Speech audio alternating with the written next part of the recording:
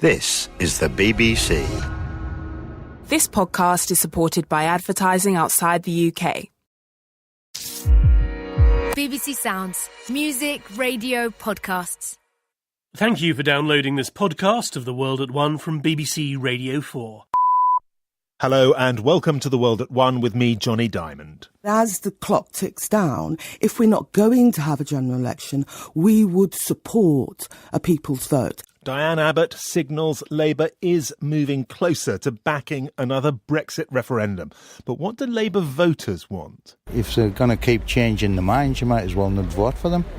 So I voted for the Brexit Party because I think we'll get out. Another climber has died on Everest amidst claims of overcrowding on the mountain. It was essentially the perfect storm, or the lack of a storm, and just an increase in popularity for the mountain. This was a record number of registered climbers. And... Sister, you got to hold and give, but do it at the right time. You can be slow or fast, but you must get to the... Gavin and Stacey will be back on TV with a Christmas special this year. We talked to one of the stars of the programme. The BBC News is read by Diana Speed.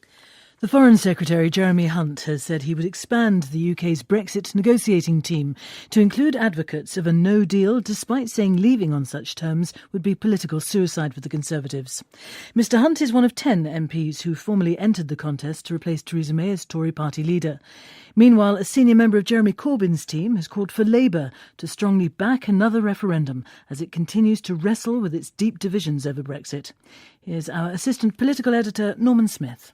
Jeremy Hunt says he believes a negotiating team that included different strands of parliamentary opinion would have a much better chance of securing a new Brexit deal. This, he says, is because the EU would be more willing to make compromises if they were confident any agreement would get through the Commons. The idea, however, has already met with a sceptical response. The leader of the ERG, Jacob Rees-Mogg, said while the plan was well-intentioned, the history of so-called ministries of all talents was that they didn't work. Meanwhile, the Labour leader Jeremy Corbyn is under mounting pressure from some of his closest political allies to openly back another referendum. The Shadow Home Secretary, Diane Abbott, said if it wasn't possible to secure a general election, then she would back another referendum and for Remain to be on the ballot paper. But in a sign of the continuing turmoil in Labour over the issue, Tony Blair's former Director of Communications, Alistair Campbell, has revealed that he's being expelled from the Labour Party after he backed the Liberal Democrats in the recent European elections. The Equalities Watchdog has launched a formal investigation into claims of anti-Semitism in the Labour Party. The Equalities and Human Rights Commission will assess whether Labour has victimised people because they are Jewish. The party said it would cooperate fully, but rejected claims it didn't handle complaints robustly. Our political correspondent Nick Eardley reports. For 3 years, Labour has struggled to deal with claims it has a problem with anti-Semitism. The party says it's implacably opposed to it and insists procedures to deal with cases have been improved in recent months. But after receiving a number of complaints, the Equality and Human Rights Commission is launching a formal investigation. It will look at whether Labour has discriminated against, harassed or victimised people because they are Jewish.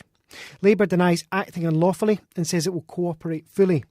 Separately, the Muslim Council of Britain has called for the watchdog to look at accusations of Islamophobia in the Conservative Party. It says there has been an atmosphere of hostility against Muslim Conservative members and claims no action has been taken against Tory MPs. The Conservatives have previously said they have robust procedures to deal with allegations.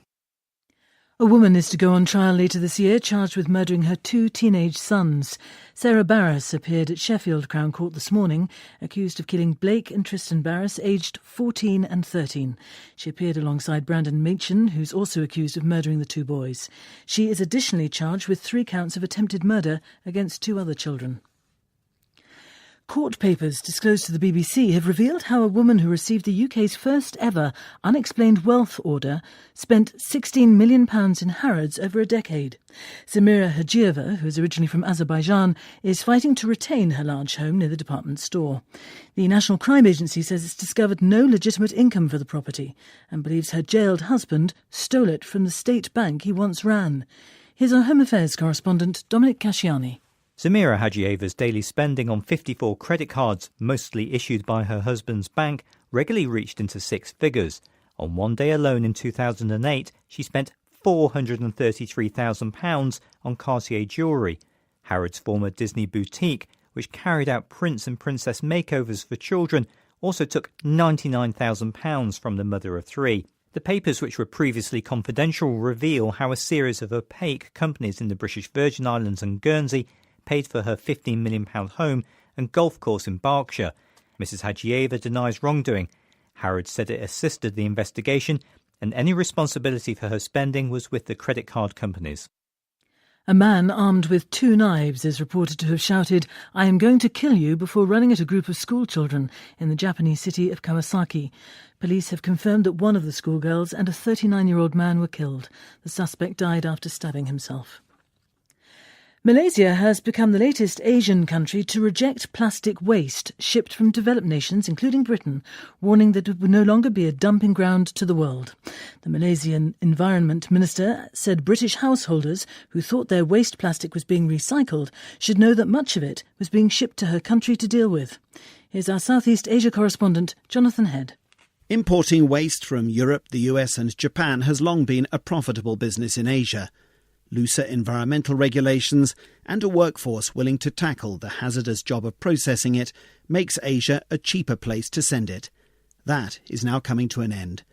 Responding to growing public complaints, the Malaysian Environment Minister Yeo Bin Yee took reporters to the country's main port and showed them 9 containers filled with mixed plastic and electronic waste.